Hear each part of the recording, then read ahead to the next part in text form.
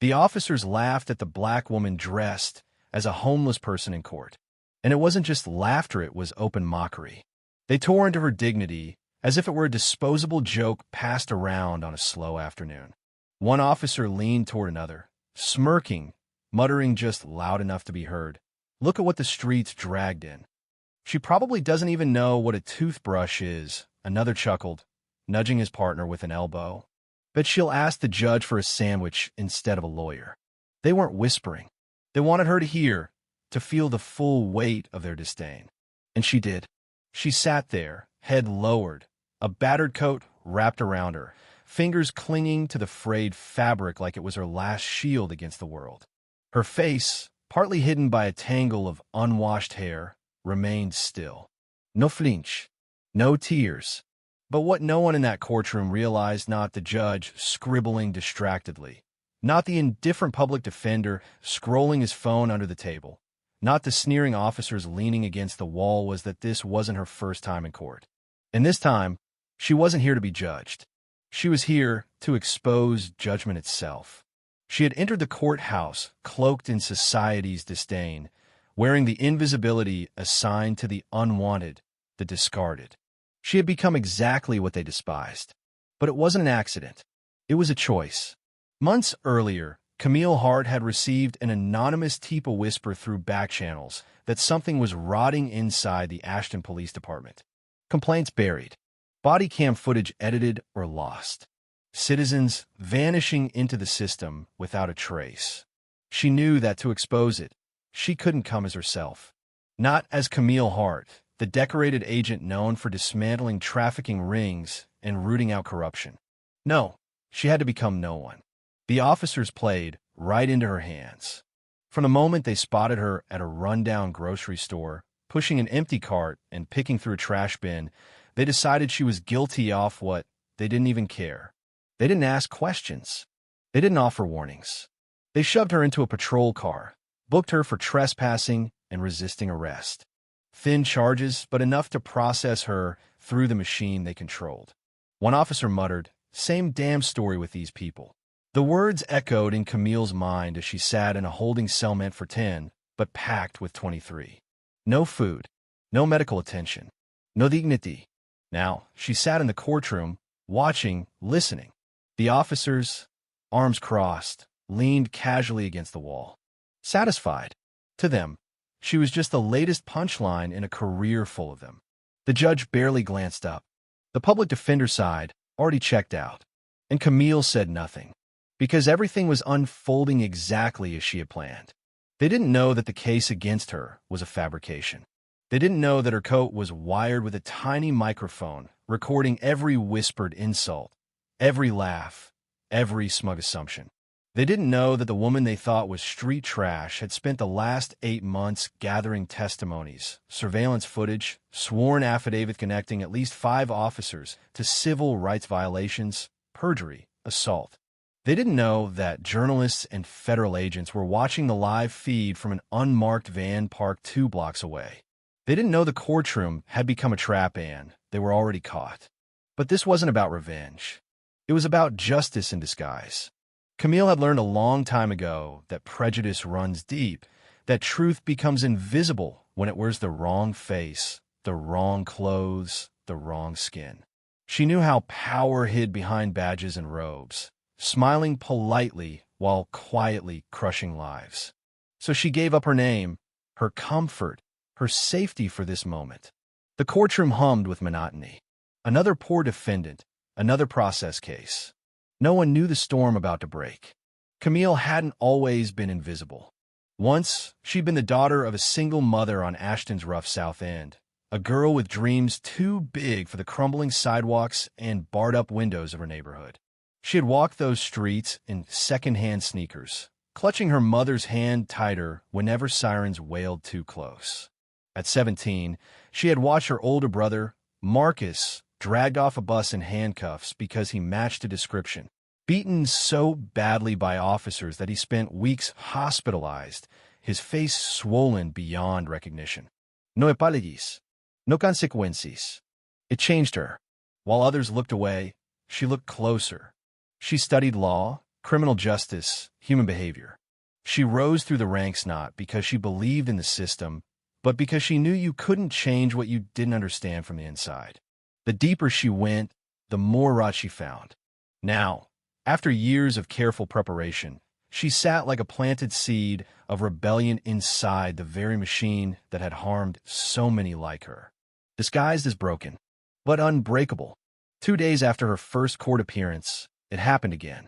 Officers Derek Sloan and Nick Harmon, the same ones who had arrested her, leaned back against the courtroom wall during her second hearing, joking at full volume.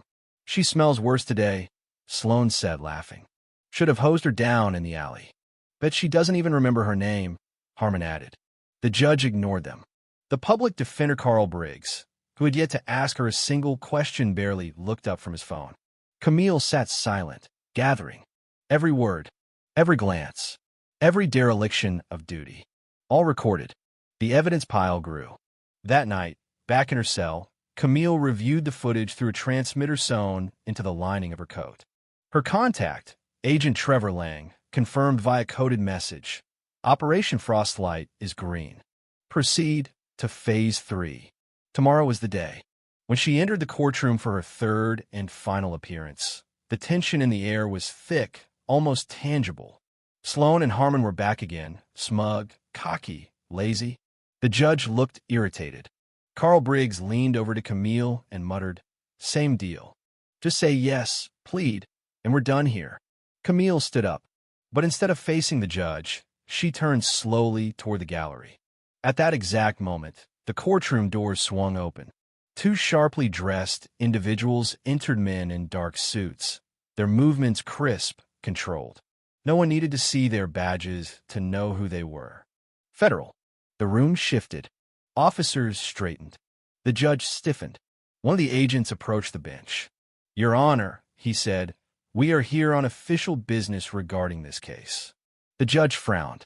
"It's a loitering charge." "Incorrect," the agent replied, placing a thick folder on the clerk's desk.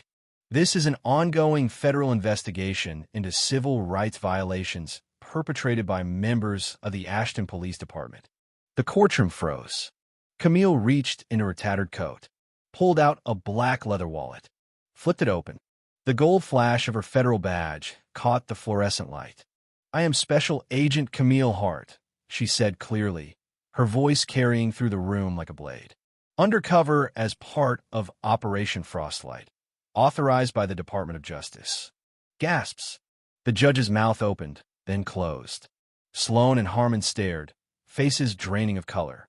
Federal agents moved in, handcuffing both officers where they stood. Camille turned toward them, calm, measured.